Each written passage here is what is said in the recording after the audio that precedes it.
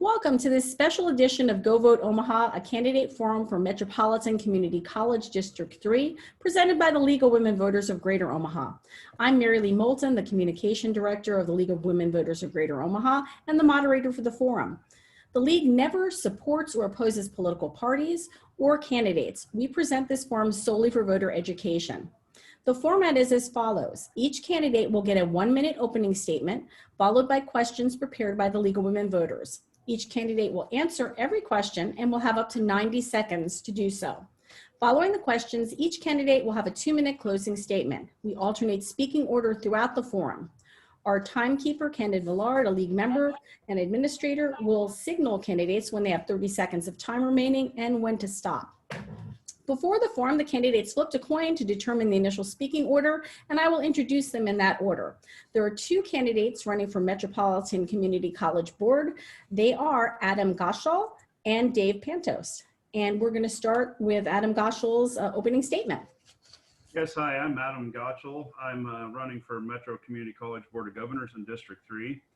I'll just kind of start with a little bit of history. I'm a veteran of the United States military. I served 6 years in the Iowa Army National Guard, deployed in support of Operation Iraqi Freedom, also deployed in support of flood duty and the first inauguration of President Barack Obama, and then various tasks after that. I serve the community at any capacity that I can. I've served in flood duty, recovery, relief programs, and any sort of natural disaster that especially has happened around here. I went and supported Hurricane Harvey cleanup back in 2017, as well as the floods here back in 2019. And other than that, just I'm a mail carrier by trade, so that's exhausting work in itself, walking 12 miles a day. But anyway, that's about it. I've got my wife and kid and living life. So. Okay, over to Dave Pantos for his opening statement. Great. Thanks, Mary Lee. And I first want to thank the League of Women Voters of Greater Omaha for organizing this debate and for all the amazing work they do in our community on behalf of democracy. With all the focus on the presidential race, it's often easy to forget that there are many other important races on the ballot as well, like Metro. A lot of folks wouldn't know about those races, but for the League of Women Voters voter guide. I think the guide is very important because it allows candidates to tell you what is important to them. If you looked me up on the guide, you'd learn that what's important to me as a board member is a safe and prosperous recovery for Metro Community College from COVID-19. I'm the current vice chair of the board and have served the board for almost 4 years. We have worked in tandem with President Schmazel of Metro since February on navigating the rough seas of the pandemic. It hasn't been easy, but all reports are that MCC is exceeding the gold standard for community colleges. So please re-elect me to the Metro board. Okay, so question number 1, we will start with Dave Pantos. Do you think community college should be free? And if so, how should it be paid for? That's a great question. There's examples in the United States right now of community colleges that are free. Tennessee is one great example. San Francisco is another. So you've got both sides of the spectrum there in terms of coastal and the South. For us to be able to make community college free in Nebraska, we would have to find at least $20 million per year from a combination of philanthropic business, state, or other sources. My focus as a board member is on keeping tuition increases flat or very reasonable. Last year, there was no tuition increase. This year, we passed a 2% tuition increase, which is consistent with the rate of inflation, so basically flat. But I understand the argument for free community college, and I think if someone came up with the money, again, combination of philanthropic, business, state, municipality, county government, it would be a great opportunity. Again, it's working in other parts of the country. Philosophically, I think it's a great idea. But we have to find the money to do so. And during the pandemic, there are a lot of different tensions in terms of getting money for different programs. So I like what we've done in terms of flat tuition in my tenure as board member. Okay, over to Adam Gotschall. Do you believe community college should be free? And if so, how should it be paid for? Well, first of all, nothing is free. Secondly, it's one of those things where Nebraska is 8th in the nation for property taxes, meaning we are the 8th highest, okay? So I think that the best way to tackle both bringing down the amount of property tax burden and to also keep, college affordable, we need to involve the business owners in the community more with recruiting students. Unfortunately, Metro has a relatively low graduation rate, and they have a relatively low retention rate for first-time, full-time students. It fluctuates a little bit from year to year, and so really don't want to push out those numbers, but they are in fact below the national average. And so I think that when people invest in their education, they are actually invested in succeeding with their degree program and with any sort of employment that they might have. So moving forward, I think that we could both increase graduation rates and retention rates and get a more qualified workforce by, in fact, getting employers involved and possibly having them sign deals like contracts with people so they can, get gainful employment after they complete their degree program. Okay, all right, question 2. This time we'll start with Adam Gotschall. MCC currently has a construction center and a new auto center. What additional opportunities are there to build a workforce for the community? The additional opportunities to build a workforce for a community are you have like aircraft maintenance technician, you have diesel technical training. I'm not sure if they offer that at the new facility that you just mentioned.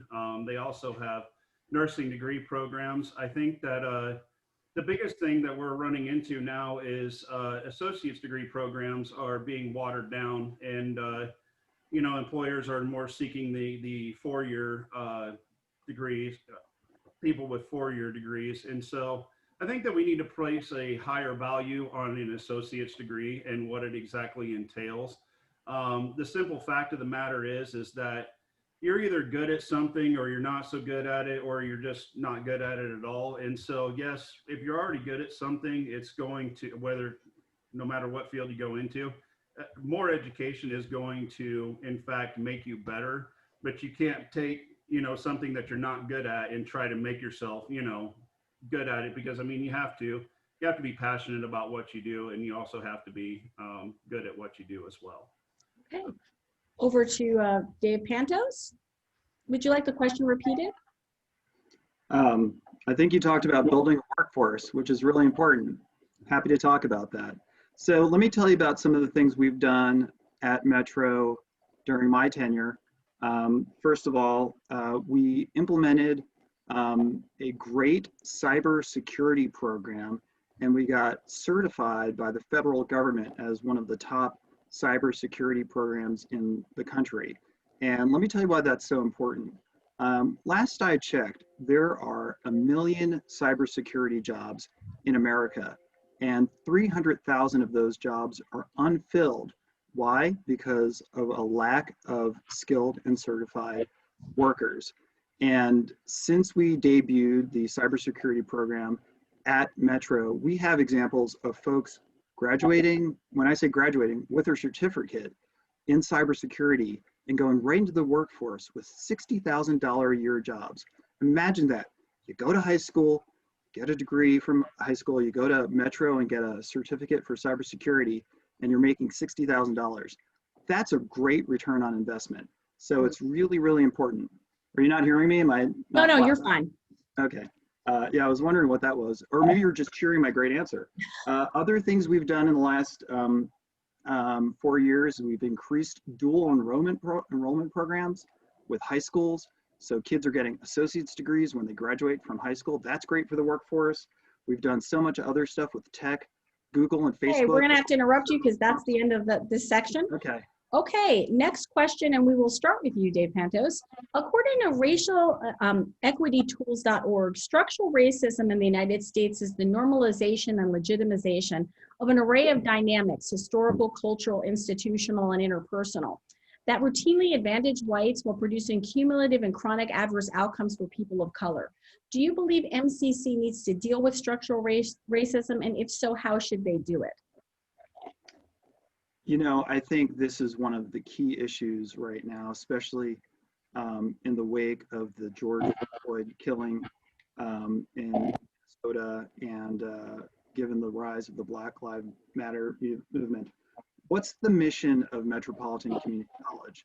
The mission is to deliver relevant, student-centered education to a diverse community of learners. And the emphasis there is on diverse. And here's why it's important. I co-sponsored a board resolution which passed unanimously. I believe this was just 2 months ago.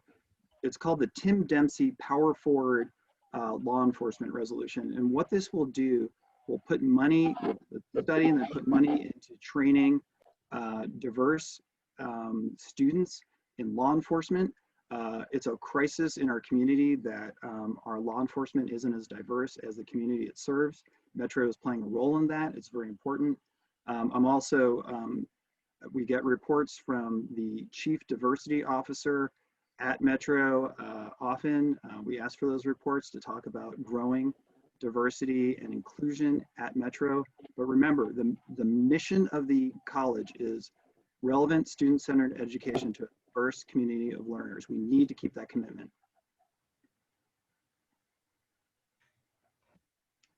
I think you're muted.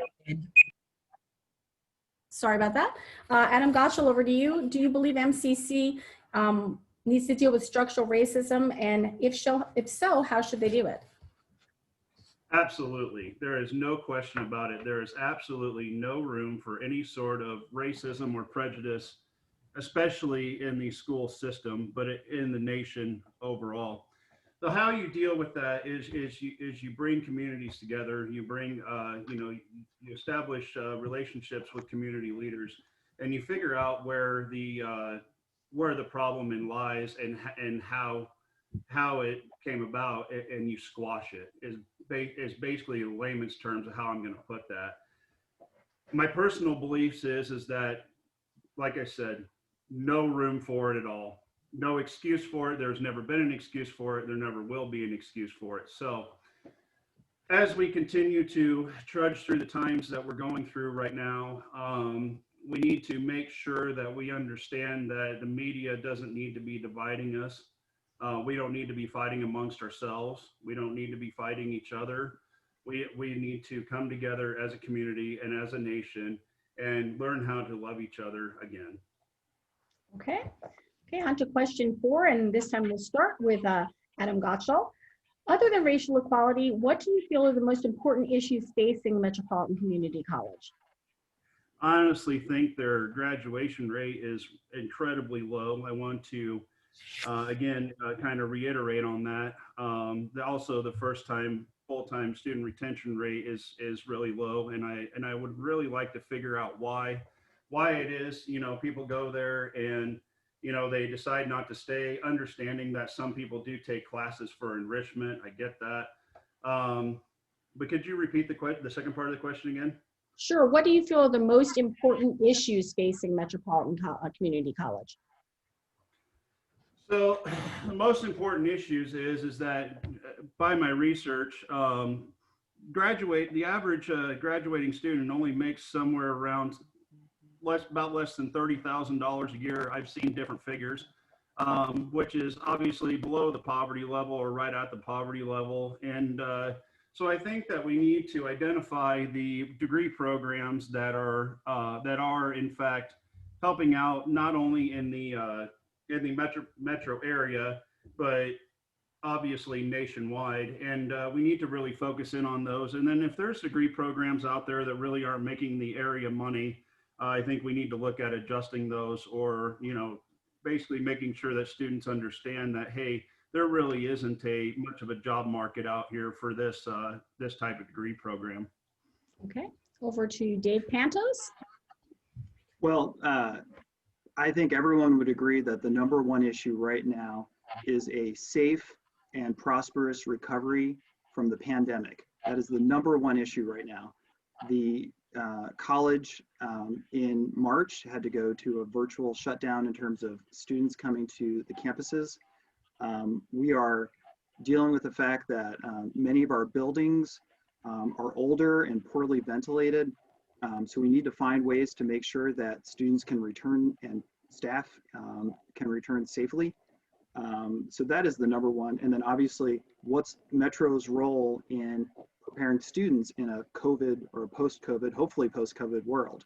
So safe recovery from the coronavirus, the pandemic.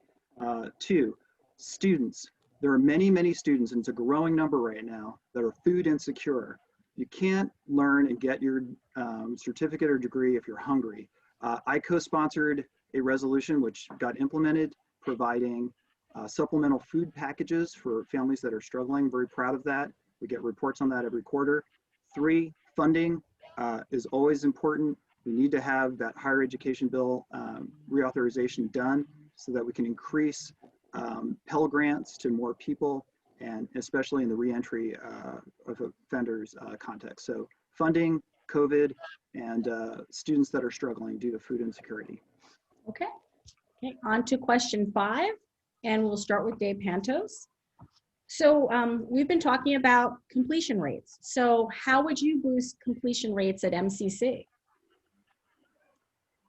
You know, one thing that I'm most proud of, and frankly, it was disappointing that we couldn't experience it this year, is every May being able to sit on the stage at Baxter Arena for graduation. And so many of these students that graduate are first-time students and their families. And to have the families in the entire arena cheering them on because they're the first ones in their families, lots of folks from immigrant communities or refugee communities. So I think we really need to meet students where they are in this community. We're bandying about lower or higher rates of graduation. Metro is serving FTE 42% of community college students in Nebraska. It's a great cost per student, just over $10,000 compared to other community colleges in the state that are struggling. I think we do a great job. We can always do more. It's about meeting students where they are. A lot of our students, again, are immigrant refugee communities from families that are struggling. Many of those students, as I mentioned earlier, are food insecure. We have to address that issue and meet that head on. So those are some of the ideas for, if we needed to improve certification or graduation rates. But I think given the challenge, I think Metro is rising to the occasion. We had some struggles with leadership in the past. We have a great president now, one of the top in the country. Metro is one of the top 10. All right. Sorry to cut you off, but time's up. Okay, so let's move on to Adam Gotschall. How would you boost completion rates at MCC? You're muted, Adam. Sorry about that. Could you repeat the question? My speaker's not. Sure, no problem. How would you boost completion rates at MCC? I think it's connecting the employer with the potential employee, and that's how I would do that. Get employers involved. I cannot stress that enough. I think that if people have a clear path to gainful employment, that they know about what they're going to make and what their benefits are going to look like upon the completion of the degree program, that they will in fact succeed better. They will in fact boost graduation rates. Like I said, I mean, graduation rates being low, that's one of my number one concerns.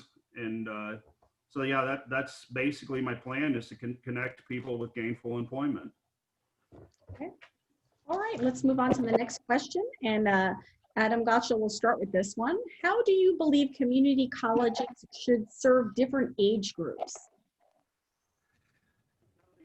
Serve different age groups. Oh boy, I've never run into this question. Mhm. I think that they should meet people where they're at. Obviously, as I've gotten older, I'm 34 years old. I did not go into the degree program that I graduated from Metro with. I graduated from Metro with a AA in criminal justice, and I decided that it wasn't for me. So as I've aged, I've changed career paths, and I think it's important to just meet people where they're at and help them succeed from there. Maybe people that are coming from one career going into another. Um, for instance, oftentimes, police officer will retire, they'll put in their 20 some odd years or whatever, and then maybe they'll go into school to do more classes just to catch up on some things and go into a different, or maybe they'll go into a different field. Maybe they want to be a plumber, maybe they want to be an electrician. And so just meet them where they're at and go from there. Okay, Dave Pantos? Great. Yeah, and I think that's key to the role of Metro Community College in our region. And frankly, my children, Miles and Lyndon, I have twin boys. They're 13 now. They go to Kiewit Middle School here in Millard. Their first experience with Metro was College for Kids, which is a summer program for kids, introducing them into college ideas. They were 8 years old. And we love hearing stories on the board of students, whether they're matriculated or non, who are taking advantage of the offerings of Metro, ages 60, 70, 80. We provide programs, whether for matriculated or non-matriculated, for the entire community and a wide range of ages, like I said, from 8 to 80 and beyond. I think it's important to continue to invest in that. We need to work with gerontological experts to find out what are really the key needs for seniors in our community. How can Metro better relate to those folks while also strengthening our dual enrollment programs? Those dual enrollment programs, again, are with high school students, getting them associate's degrees, so they're graduating from high school with an associate's. They've saved all that money and they can get right into the workforce. Okay, we'll move to closing statements now. We'll start with Dave Pantos. Great. Well, again, thank you so much to the League of Women Voters for this opportunity and for organizing all these different forums, from Metro on up to Congress for our community. I'm proud to be endorsed by the Metropolitan Community College Education Association, which is the union for educators at Metro. I'm also, I just found out today, I'm endorsed by the Nebraska Public Employees Union. Proud to get that endorsement. I want to say this. I mentioned earlier that you can look at the League of Women Voters guide and learn a lot about a candidate.